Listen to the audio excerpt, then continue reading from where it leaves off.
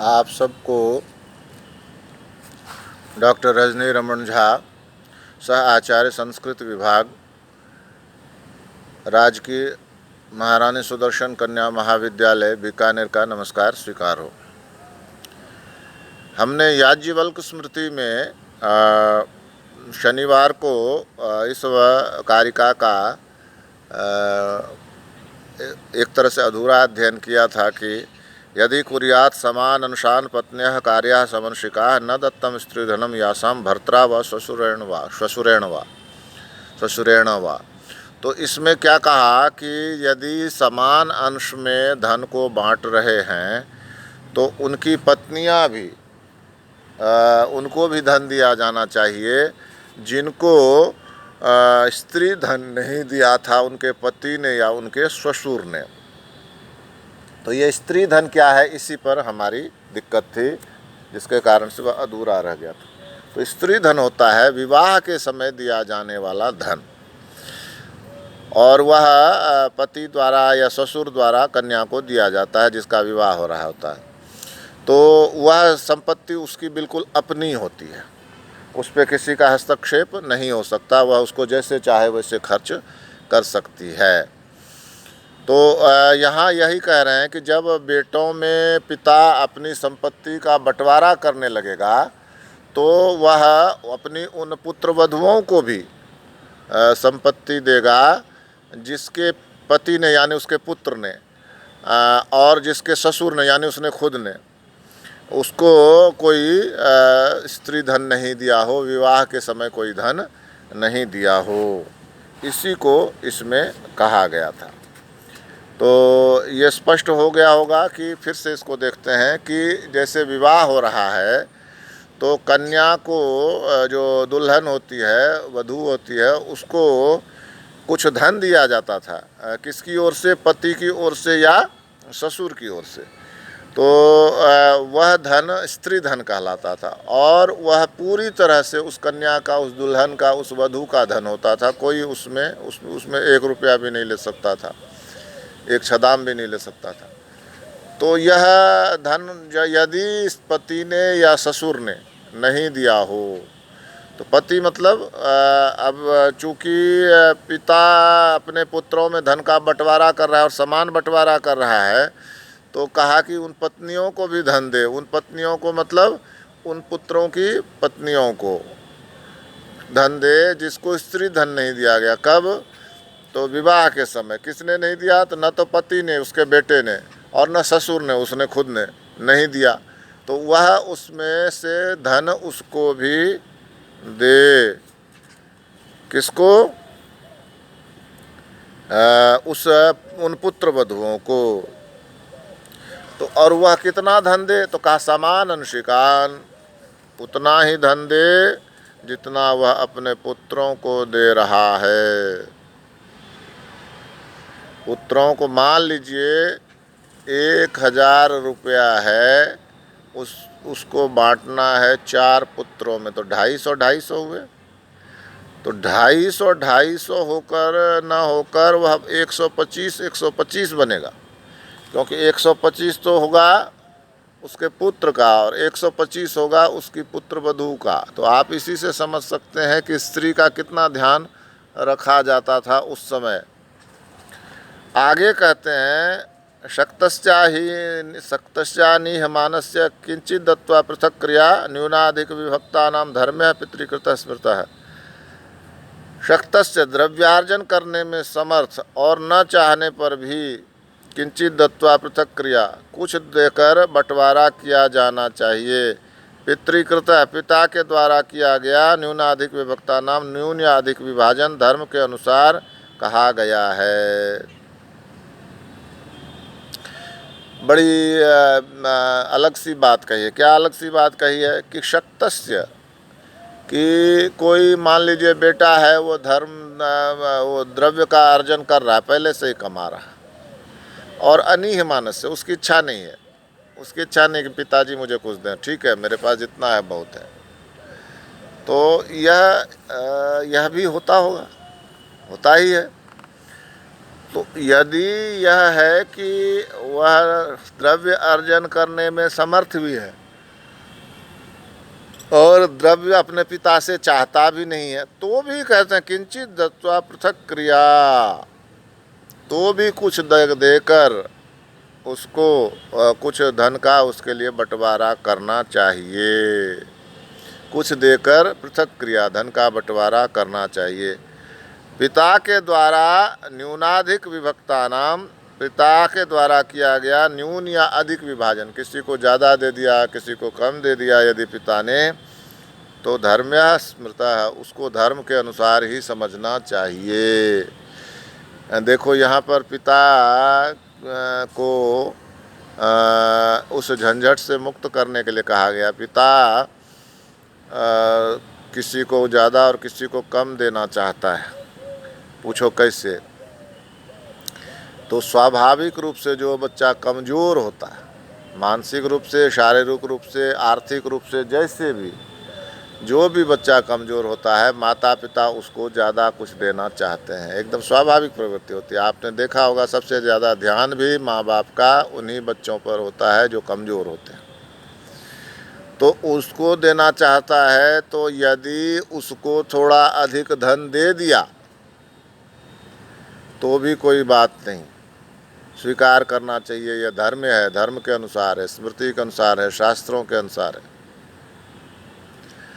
तो यह कहा याज्ञवल्क्य ने कि यदि कोई धन अर्जन में समर्थ है और पिता के द्वारा दिए गए धन को नहीं लेना चाहता, तो भी उसको कुछ देकर उसका बंटवारा कर देना चाहिए। और माँ बाप के द्वारा दिया गया न्यून या अधिक धन क्या होता है? धर्म का के अनुसार होता है, शास्त्र के अनुसार होता है, उसको गलत नहीं कह सकते न्यूनाधिक को। इसके बाद आगे कहते हैं विभजेरन सुता पितरोरूर्ध्वं रिक्त मृणम समम मातुर्दुहितरः शेषम मृणात् ताभ्य ऋतेन्वयः पितरोरूर्ध्वं सुता रिक्तम मृणम समम विभजेरन। यदि मान लीजिए माता पिता की मृत्यु हो गई और वे अपने सामने बंटवारा नहीं कर सके, तो सभी पुत्र मिलकर पिता की संपत्ति और ऋण को भी, पितरोरूर्ध्वं रिक्तम ऋणम समम, पिता की जो संपत्ति है रिक्त है उसको तो बांट ही ले बराबर, पिता द्वारा लिया गया जो ऋण है उसको भी बराबर बांट ले। मातुर्दुहितरः शेषम ऋणात् ताभ्य ऋतेन्वयः। और माता का जो धन है, माँ के पास बताया ना स्त्री धन होता है पहले से, तो जो माता का धन है और मान लो और भी कुछ पिता ने कुछ उसके नाम से लिख दिया हो पहले, जो पेंशन का पैसा है वह मान लो है, तो इस कहा कि जो माँ का धन है उसको पुत्रियाँ बांट लें। पिता के धन को तो पुत्र बराबर बांट लें और माँ के धन को पुत्रियाँ बांट लें। लेकिन एक अच्छी बात और उसमें कही है कि पिता के धन को ही ना बांटें, पिता के ऋण को भी बांटें। यानी मान लीजिए कि पिता ने 2000 रुपये का कर्ज ले रखा है और उनके 2 बेटे हैं, तो 1000 रुपये का कर्ज दोनों मान लें कि 1000 का कर्ज मेरे ऊपर है, 1000 का कर्ज तुम्हारे ऊपर है, चुकाना है पिताजी के कर्ज को। तो यह कह रहे हैं कि ऋण को भी समान रूप से बांट लेना चाहिए। और पुत्री जो है वह क्या कहते हैं, माँ के धन को बांट ले। और पुत्रियाँ न हो शेषम मृणात् मातर्दुहितरः शेषम मृणात् ताभ्य ऋतेन्वयः, ताभ्य ऋते अन्वयः। लेकिन जब पुत्रियों का नहीं हो, पुत्रियाँ नहीं हो, तो पुत्रियाँ नहीं हो तो पुत्रियाँ नहीं हो तो कहते हैं कि उसके माँ के धन को भी पुत्र ही बांट लें। पितृरूर्ध्वं सुता रिक्थम ऋणम समम विभजेरन मातुः दुहितरः शेषम ऋणात्। ऋण चुकाने के बाद जो धन बचता है तो वह पुत्रियां बांट लें कहा। और यदि पुत्रियां न हो तो वह धन कहाँ जाएगा? तो कहते हैं वह धन पुत्रों को ही जाएगा, पुत्र ही बांटेंगे। फिर से समझिए इसको, पिता के धन को और पिता के कर्ज को दोनों को पुत्र बांट लेंगे, और माता के धन को, जो ऋण चुका देने के बाद जो माता का धन बचता है उसको पुत्रियां बांट लेंगे। और पुत्रियां यदि न हो तो माता पिता के धन को पुत्र ही आपस में बांट लें, ये कहने का मतलब है।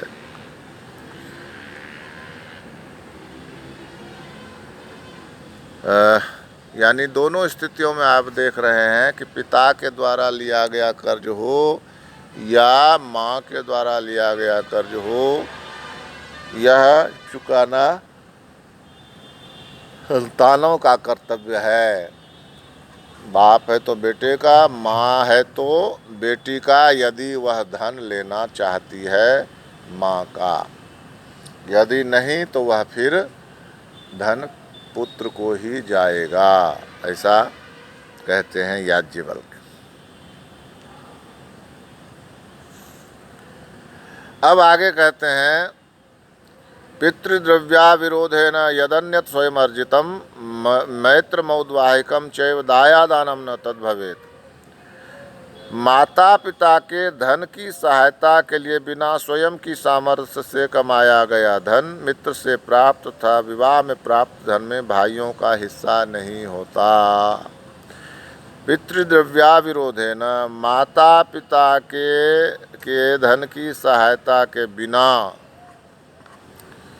माता पिता ने कुछ भी नहीं दिया अपने बेटे को, मान लीजिए किसी एक को, तो वह धन, और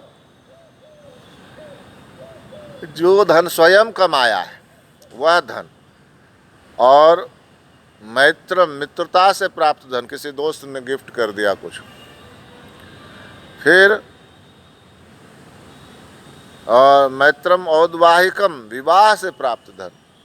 लड़की जब जाने लगती है ना तो माता पिता अपने सामर्थ्य के अनुसार उसको कुछ देकर विदा करते हैं, तो वह जो कुछ देकर विदा करना है, वह जो धन है वह उस पर, और दायादानाम न तद्भवेत्, और दायाद, इस पर दायादों का, भाई बहनों आदि का अधिकार नहीं होता है। कौन कौन से धन है?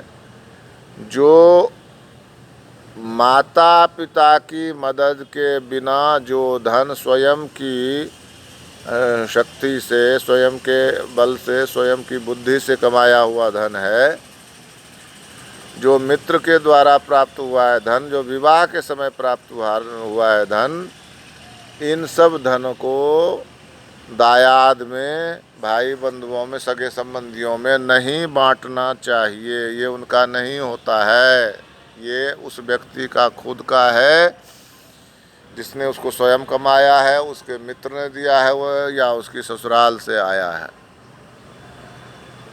और फिर कहते हैं, क्रमादभ्यागतम द्रव्यम हृतमप्युद्धरेत् तु यः दायादेभ्यो न दद्याद् विद्यया लब्धमेव च। कहते हैं कि क्रमादभ्यागतम, क्रम से जो आया हुआ है धन, धीरे धीरे आया है वो जो धन, जो एक साथ ही नहीं आया है, यानी अपनी विद्या से कमाकर जो धन लिया गया है। और हृतम अप्युद्धरेत् तु यः, और जो हृतम अप्युद्धरेत्, जो चोरी चला गया है लेकिन फिर भी मिल गया है, दायादेभ्यो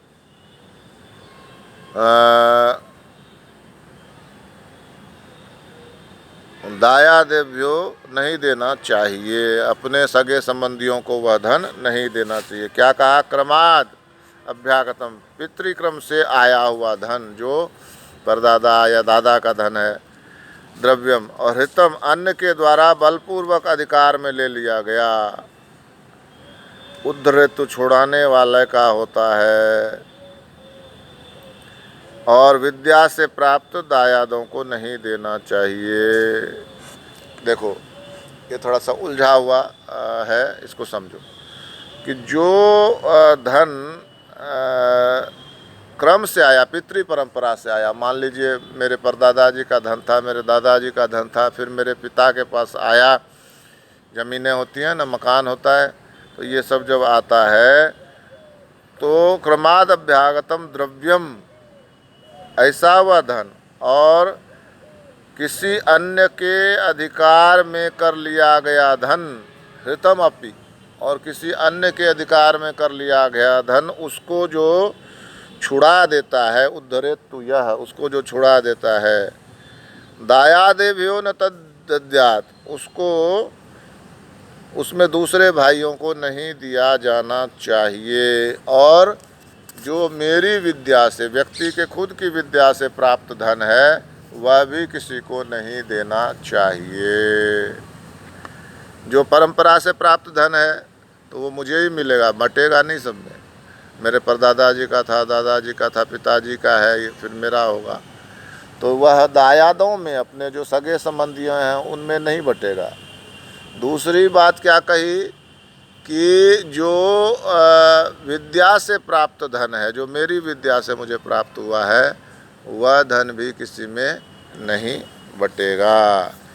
और एक बात और कही कि जो धन अपहरण कर लिया गया था उसको मैंने प्राप्त कर लिया, उस व्यक्ति ने प्राप्त कर लिया, किसी ने प्राप्त कर लिया, तो यहाँ ये कहते हैं, उसके लिए भी कहते हैं कि जो अपनी विद्या, उसमें भी यही कहते हैं कि जो धन किसी अन्य के अधिकार में है, किसी अन्य ने अधिकार में कर लिया है उस धन को, और उसको छुड़ाने वाले का वह धन हो जाता है और किसी का वह धन नहीं होता। तो इस प्रकार से हमने आज याज्ञवल्क्य स्मृति के 119वीं कारिका तक का पारायण किया। शेष कारिकाओं का पारायण हम आगे करेंगे।